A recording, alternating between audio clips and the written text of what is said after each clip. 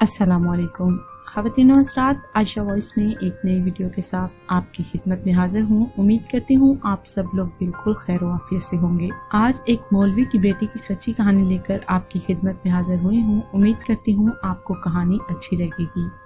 इससे पहले अगर आपने अभी तक हमारे चैनल आयशा वॉइस को सब्सक्राइब नहीं किया तो जल्दी से सब्सक्राइब कर लें ताकि हमारी हर नई अपडेट सबसे पहले आप तक पहुँच सके। देखो आयशा बेगम, मैं आखिरी मौका दे रहा हूँ तुम्हें। अगर इस बार भी लड़की पैदा हुई तो मैं दूसरी शादी कर लूंगा। और 10 साल हो गए बेटे का मुंह नहीं देखा। हर बार बेटे की आस में बेटी। बस अब मुझसे और सब्र नहीं होता। इसे आखिरी मौका समझो। मुझे तो लगता है तुम बेटा पैदा कर ही नहीं सकती। कमरे में तीनों बेटियां मौलवी अब्दुल हक की बातें सुनकर थर थर कांप रही थीं। बाप का बेजा गुस्सा और माँ की बेबसी देखकर बड़ी बेटी बिस्मा से रहा न गया और वो बाप के सामने आ गई। अब्बा, आपने वो हदीस नहीं सुनी? हमारे प्यारे नबी सल्लल्लाहु अलैहि वसल्लम ने फरमाया, जिसने अपनी 3 बेटियों की अच्छी परवरिश की तो वो जन्नत में मेरे साथ यूं होगा। बिस्मा ने अपनी शहादत और 7 वाली उंगली जोड़कर दिखाई। आप तो खुश नसीब हैं, बेटियां आपकी जन्नत का जरिया बन रही हैं। बस मेरे सामने जुबान न खोलो। इसीलिए नहीं पढ़ाया कि बाप के आगे जुबान चलाओ। और जोरदार तमाचा उसके फूल से गालों पर जड़ दिया। और ये मेरा अटल फैसला है, इस बार भी बेटी हुई तो मैं अपना हक इस्तेमाल करूंगा।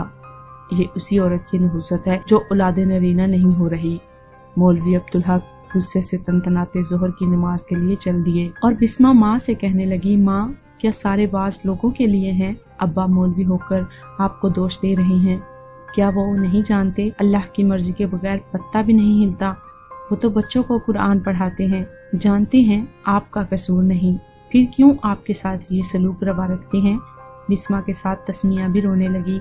बाबा ने तो कभी हमें भी प्यार नहीं किया, जैसे इस दुनिया में हम अपनी मर्जी से आए हैं।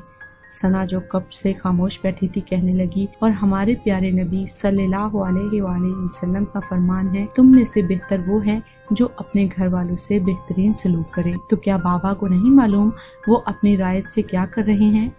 आज जुमा था। मौलवी साहब घर से तैयार होकर मस्जिद गए तो खुतबा शुरू हो चुका था। इमाम साहब की आवाज जैसे कहीं दूर से आ रही थी।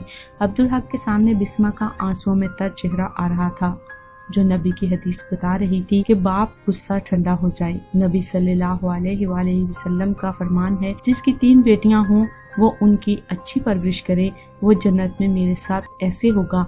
अब्दुल हक की निगाह मिंबर पर बैठे इमाम की तरफ गई, जिसने अपनी शहादत और 7 वाली उंगली मिला रखी थी।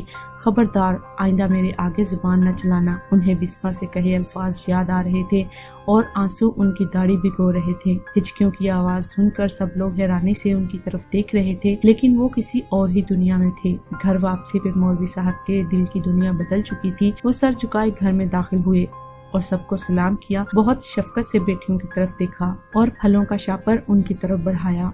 तीनों बेटियां बाप का बदला बदला रूप देख रही थी। कमरे का मंजर उन्हें हैरान कर रहा था। अब्दुल हक साहब अपनी जोजा की दिलजोई कर रहे थे और उनकी हालत ऐसी थी जैसे कोई ख्वाब देख रही हूँ। मुझे माफ कर दो आयशा, मैं गफलत में था।